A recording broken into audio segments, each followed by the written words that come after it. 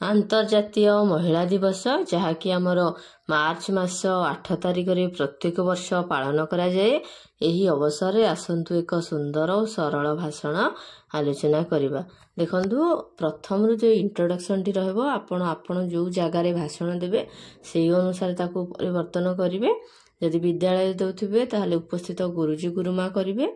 मु एठारे समस्तଙ୍କୁ गोटे सभा को अनुमान करी लिखिछि। देखंतु सम्माननीय सभापति महोदय एवं एठारे उपस्थित भद्र व्यक्तिवृंद समस्तଙ୍କୁ मोर नमस्कार। आज यही शुभ अवसर रे आंतरजातीय महिला दिवस उपलक्षे आपण माननकु मोर अभिनंदन एवं शुभेच्छा। आज हेउछि मार्च मास 8 तारिख। एही दिनटी महिला मानकर सफलता संघर्ष एवं अवदान को स्मरण करिवार एक अवसर अटे। एही दिनटी महिला मानकर सम्मान समता एवं अधिकार प्रति दृढ़ संकल्प करिवार दिन। महिला माने एक गृहिणी एक माता एक कर्मचारी एवं समाज रो दृढ़ अंश।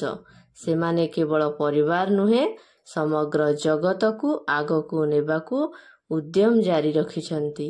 आम देशर महाराणी लक्ष्मीबाई कल्पना चावला श्रीमती इंदिरा गांधी एवं मेरी कॉम भली महान महिला माने जणाई देइछंती जे महिला माने कौनसी क्षेत्र रे पछुआ नुहंती। आजिर दिनटी महिला मानक संघर्षर कहानी को मने पकाई देई थाए। कारण 1908 मसीहारे न्यूयॉर्क सहर रे महिला कार्यकर्ता माने समान मजूरी कम कार्य घंटा एवं मताधिकार पाई आंदोलन करिथिले। एही आंदोलन धीरे धीरे विश्व मानविक अधिकार आंदोलनर एक अंश होई उठिला। 1911 रु एही दिनटी विश्व भरी पालित हेउछि। महिला माने समाजर एक मूल स्तंभ एवं देशर उन्नतिर एक महत्वपूर्ण अंग। जेउठी महिला अछंती सेठी आलोक अछि। से देवी जीवनदायिनी माँ। से केवल गृहिणी नुहे से जणे योद्धा। से देई थाए मनोबल। से देई थाए अन्याय पाई लढ़िबार शक्ति।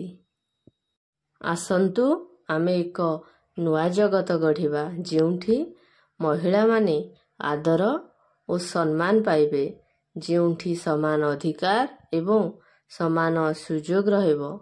महिला माननकु सुरक्षा देबा एवं उपयुक्त शिक्षा देबा दिगरे ध्यान देबा। आसंतु एही दिनरे एक प्रतिज्ञा नेबा महिला मानक स्वाधीनता उन्नति एवं अधिकार पाई दृढ़ पदक्षेप ग्रहण करिबा। महिला माने देशर शक्ति। महिला माने देशर भविष्यत। शेषरे समस्तंकु महिला दिवसर अभिनंदन और शुभकामना। समस्तंकु धन्यवाद। जदि भिडियोटी आपण मानकु भल लागि थाए ताहले भिडियो को आपण लाइक करिवे चैनल को सब्सक्राइब करिवे एवं आपण जदि कोनोसी विषय रे भिडियो चाहुछन्ती हमठारु कमेंट माध्यम रे जणाइबे।